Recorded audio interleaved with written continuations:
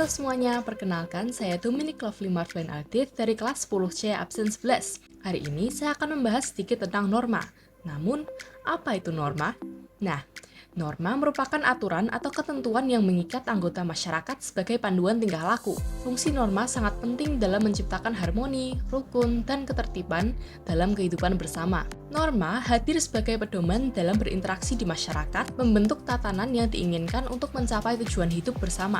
Ada berbagai tingkatan dan jenis norma, seperti norma cara, norma kebiasaan, norma tata kelakuan, dan norma adat. Jenis-jenis norma juga melibatkan norma agama, norma kesusilaan, norma kesopanan, dan norma hukum. Contoh sederhana norma adalah etika berpakaian sesuai dengan tempatnya.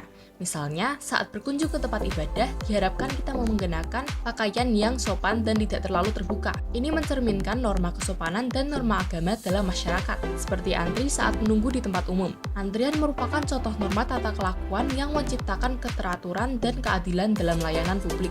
Sekarang, mari kita lihat bagaimana norma-norma ini diterapkan dalam sebuah kasus menarik yang terjadi di dunia nyata. Kasus ini akan menjadi contoh konkret tentang sebagaimana pelanggaran norma dapat memicu perubahan aturan dan sanksi di masyarakat.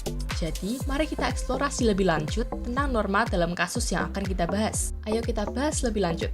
Nah, sekarang saya akan membahas tentang topik yang menarik, yaitu norma dalam masyarakat Bali. Sebuah peristiwa 2018 di Bali menunjukkan betapa pentingnya penegakan norma untuk menjaga keberlangsungan budaya dan keharmonisan di tengah masyarakat.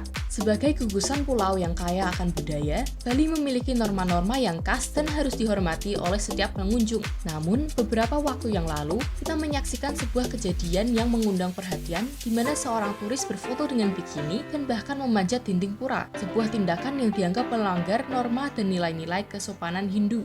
Sebagai respons terhadap peristiwa ini, Wakil Gubernur Bali, Chow Aceh, menggelar rapat koordinasi untuk menegakkan kembali aturan-aturan yang ada terkait kunjungan ke tempat-tempat sakral. Salah satu tindakan yang diusulkan adalah mewajibkan turis untuk ditemani pemandu wisata saat mengunjungi tempat-tempat sakral. Tindakan ini diambil untuk menjaga dan melestarikan nilai-nilai norma masyarakat Bali.